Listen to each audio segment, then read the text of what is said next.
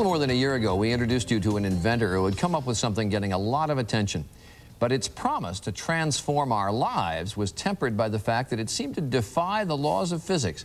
Well, we got a tremendous response to that story that we did, and our science editor, Michael Guillen, is back with an update on this device and its creator. Big time response. I mean, letters all the time about this guy. It's Dr. James Patterson. We introduced people to about over a year ago. 75 years old, an inventor with 150 patents under his belt, including one for this little device, which he calls the Patterson Power Cell. It's really simple in concept. You have two electrodes here that you attach to electricity. You zap it with electricity. All the while you flush it with salt water, Charlie. But at the heart of the power cell are those little beads. Can you see them in there? Yeah. I've taken some out and put it on the plate, okay? These are his little beads. They're plastic coated with various layers of metal. There's a lot going on in those beads. And even though this device doesn't look like a lot, Charlie, as you're about to see, it's come a long way in the last year. I got it. You got that one. You got that one. All right, Jim. Last year, when we first met Dr. Patterson, he was either out on the water fishing, all right, oh, baby, or in his old garage tinkering. Hard to imagine anything very earth-shattering happening here. And yet today, that old garage is a full-fledged modern laboratory. And Dr. Patterson is more optimistic than ever that his device will one day make fossil fuels obsolete. We're getting nuclear energy output without the nuclear radiation byproducts.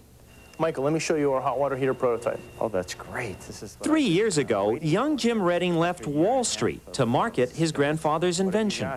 Well, here it is. This device is producing more energy than it is consuming. In fact, it's 50% more efficient than what people have in their homes today. Boy, this thing is really cooking. Look at that. All that steam. Now, when will this be available for consumers to buy? We expect the device will be available from 2 to 4 years from today. So right around the turn of the century. That's what we hope. Perfect timing. That's what we hope.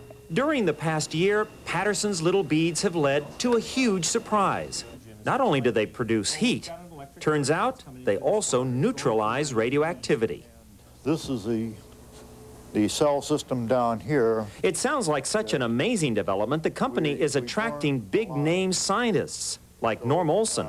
He traveled all the way from Hanford, Washington, where the government stores billions of gallons of high-level radioactive waste.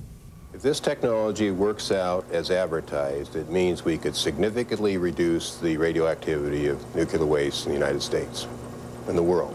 But does it work as advertised? We decided to put it to the test. What I have in this cup is radioactive uranium and a water media. And that's what's sending that Geiger going crazy, right? Yes. So the idea is the radioactive material will then flow through your device and actually remove the radioactivity? Yes. I don't believe it. Go ahead and push the button. Let's see if it works. The experiment began at high noon, with the Geiger counter registering well over 300. But by speeding up the video, you can see that after only a couple of hours, the radioactivity was cut down by more than half, a reduction that would take billions of years to happen naturally. I'm really encouraged at what I've just seen. Plan now would be to take it back to the Hanford labs, test it out under controlled circumstances, and fully prove it as far as we can go with it. I'm doing something very good for society. I'm accomplishing something for society. This gets me up early in the morning. In fact, it interferes with my fishing. All right, so you send electricity through this. Right. And these little beads produce more electricity than you send through. Yeah, 100 to 1,000 times more at its maximum output. But with this hot water heater they're developing, by the way, they've partnered up with the world's largest hot water heater manufacturer. They're not so concerned about producing 100,000 times more energy. They're more concerned about it lasting a long time. So it's only producing about 120% more energy than it's consuming. Is there something here? I find it intriguing. You know, I'm skeptical in the sense, Charlie, that I'm curious, I'm critical, but I'm not closed-minded. And what's interesting is last week they attended the American Nuclear Society, which is the conservative bastion of nuclear physics, and the device was very well received. They've been invited to next year's conference. Motorola, Westinghouse, the Department of Energy, all showing big-time interest. Southern California Edison, Long Island Lighting are all beating a path to their door. It's the story we're going to keep track of.